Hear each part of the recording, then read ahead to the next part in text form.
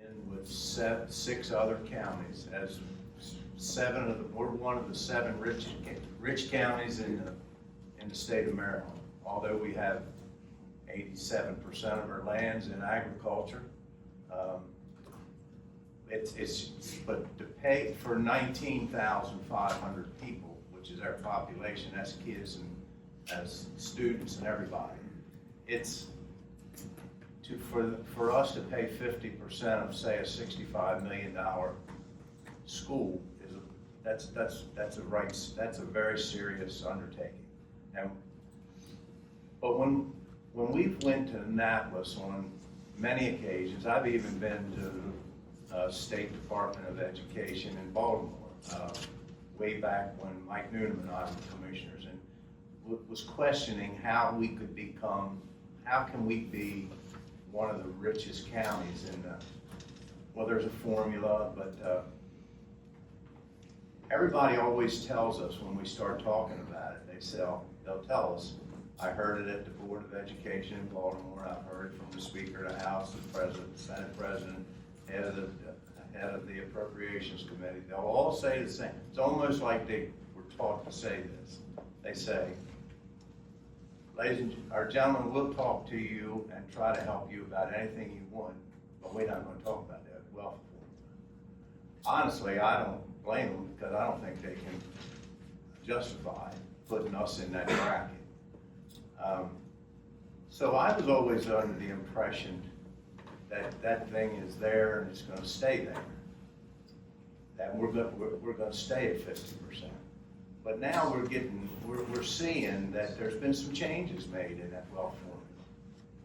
Not for us, unfortunately, but Allegheny County last year, where we get 50% funding, they get 89%. That was this year. Next year, they get 95% funding, which means their county residents pay 5% of the cost of that new school. We pay 50%, their people do. That's an enormous difference. Caroline County used to pay, they received 94%. We pay, now they've been upped from 94 to 97.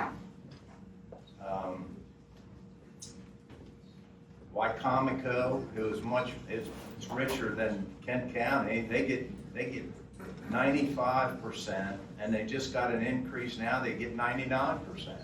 They almost get if they go to build a school, once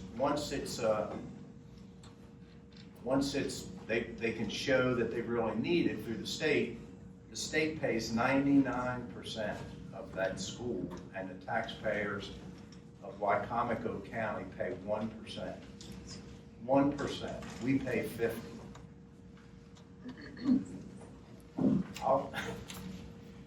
I'll probably go to my grave not understanding that, and maybe we'll never change. And start the bidding process without causing some extra cost if it's delayed. But there is a contingency in the motion. And I would like to make a motion, Mr. President. At this point, I would like to make a motion to sign a letter of intent to build a new Kent County Middle School on the current site in Chestertown, which will allow the Kent County Board of Education to continue progress for pre-construction bids without any delays.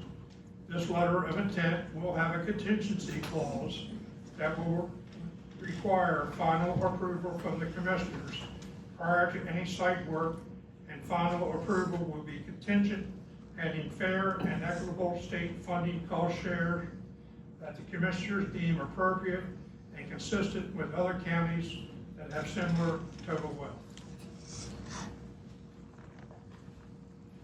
Got a motion? Second. Commissioner, respectfully, I think under 3.2.1, you may need to move to amend to add that to amend the agenda to add that on.